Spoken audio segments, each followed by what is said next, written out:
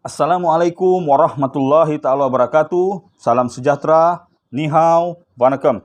Okey, saudara-saudara sekalian, kita berjumpa lagi di channel yang serba simple. Tapi biar channelnya cincai, yang penting kontennya cincau.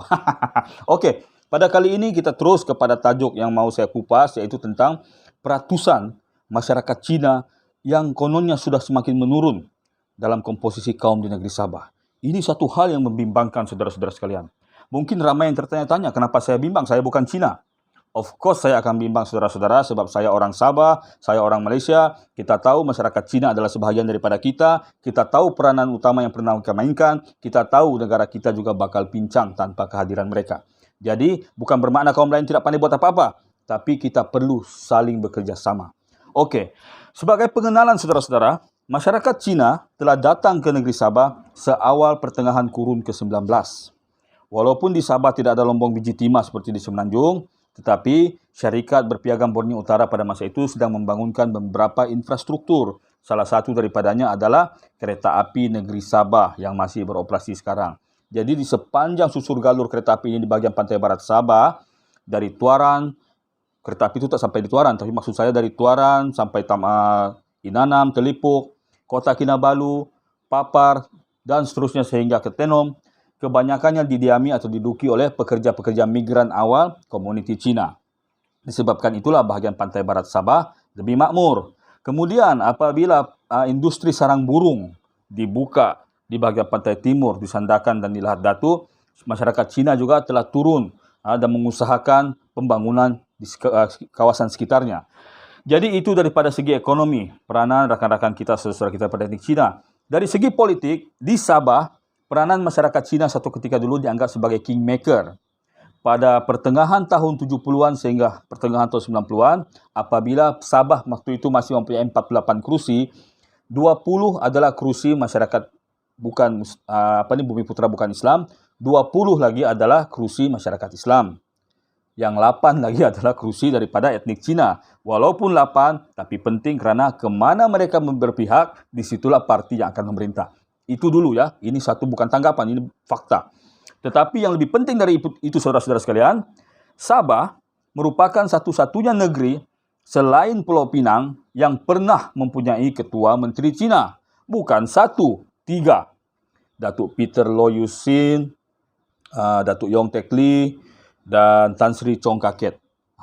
Cuba nampak betapa uniknya komposisi masyarakat Cina di Sabah. Kemudian, apa yang lebih unik tentang masyarakat Cina ini di Sabah, komposisi dan taburannya adalah, kalau kita pergi KK, kebanyakan saudara-saudara Cina di KK adalah daripada etnik Hakka, daripada Pulau Hainan.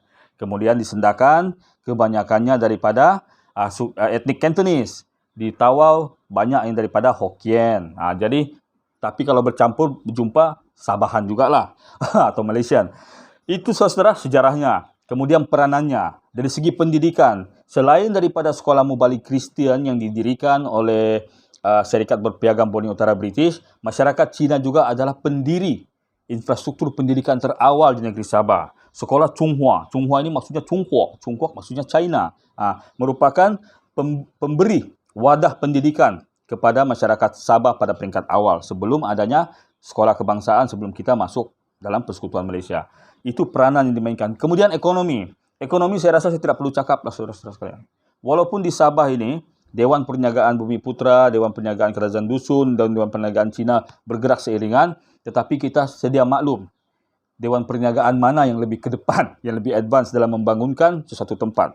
Contoh kita ambil Syarikat Perumahan Wong Kwok yang berpusat di Beverly Hills di Luyang.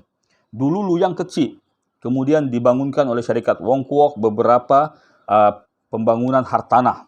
Salah satunya Beverly Hills di persempadanan Luyang dan Penampang. Cuba tengok pembangunan dia macam mana.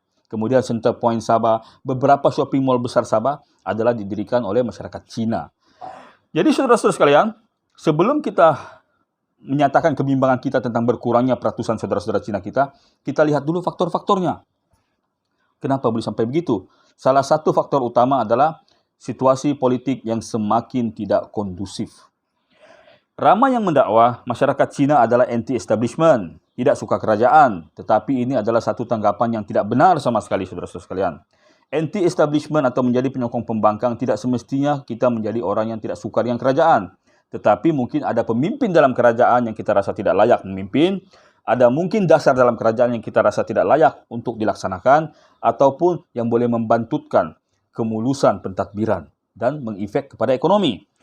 Jadi di Sabah sekarang ini, keadaan politik kita sudah tahulah. Sabah ini negeri yang banyak katak.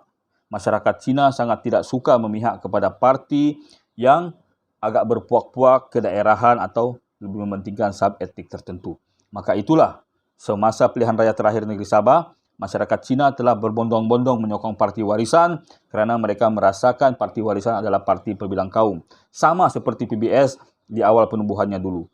Sama seperti PKR di Semenanjung.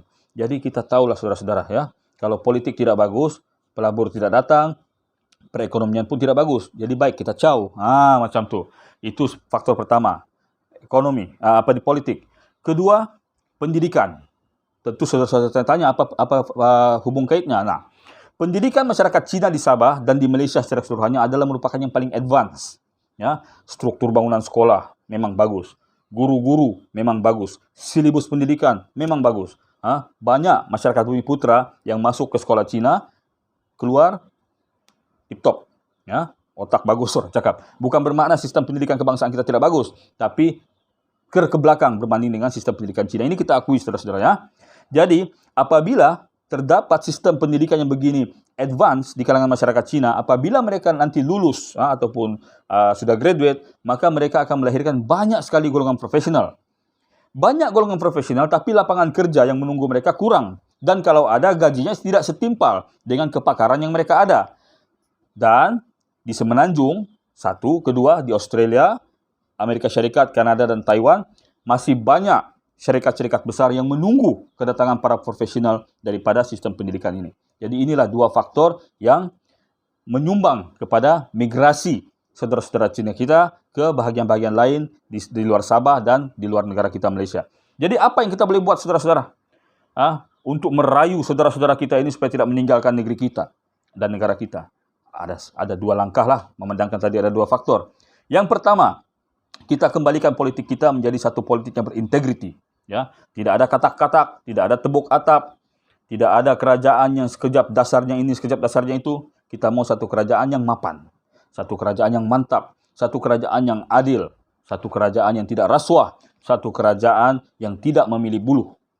Itu yang kita perlukan. Nescaya, kalau kerajaan ini dapat kita wujudkan, maka bukan masyarakat Cina saja, tapi seluruh kita rakyat Malaysia akan merasa senang hati. Itu yang pertama. Kedua, kita seimbangkan pendidikan. Ya, seimbangkan pendidikan dan kita seimbangkan pemanggilan lapangan kerja. Kalau kita lihat, dalam sektor kerajaan, ya, dikuasai oleh kebanyakannya suku Bumi Putra. Mungkin kerana adanya sistem kuota. Sistem kuota ya, pengambilan. Tapi sistem ini saya tidak mau terus dimansuhkan, tapi dikaji semula. Kaji semula, jadi kita boleh mendapat hasil yang terbaik daripada profesional-profesional kita yang bukan Bumi Putra. InsyaAllah, kalau Kementerian Perumahan dan Kerajaan Tempatan melalui PBT ya, pihak berkuasa daerah mengambil orang yang benar-benar tahu membuat kerja, tidak mungkin longkang kita sumbat. Tidak mungkin ada warga asing yang menjaga tepi jalan. Tidak mungkin banyak hal-hal yang bolos. Ya, tapi memandangkan sistem kuota dipakai, maka itulah yang terjadi. Dan sistem kuota ini pula bukan hanya dalam lapangan pekerjaan. Pendidikan pun ada sistem kuota. Menyebabkan beberapa pelajar yang sepatutnya layak terkandas. Ya, sistem kuota di universiti, bukan di sekolah, di universiti. Ini sangat-sangat tidak baik dan harus dikaji semula. Jadi itulah dia saudara-saudara ya, sepintas lalu tentang kebimbangan. Kebimbangan kita betapa jika peratusan rakan-rakan etnik Cina kita ini semakin berkurangan, maka yang terdampak adalah kita. Dulu peratusannya di Sabah, masyarakat Cina yang ori adalah 18%. Yang tidak ori, maksud tidak ori tahu tak apa dia? Sino Kadazan, Sino Dusun, Sino Murut, Sino Bajau, Sino Bisaya, ada dalam lebih kurang 3%. Jadi kalau kita gabungkan 21% daripada rakyat Sabah pada suatu ketika dulu adalah masyarakat Cina. Tetapi sekarang saya yakin peratusannya sudah banyak berkurangan. Malah kalau kita jalan-jalan di Bandar Keke sudah semakin kurang kedai-kedai Cina yang dulu kita sering kunjungi. Okeylah, ya. Semoga konten saya bermanfaat. Sila sebarkan, sila share jika rakan-rakan tahu dalam konten ini ada niat yang baik yang mau kita tunjukkan. Okey. Assalamualaikum warahmatullahi wabarakatuh. Salam sejahtera. Ni hao, vanakkam.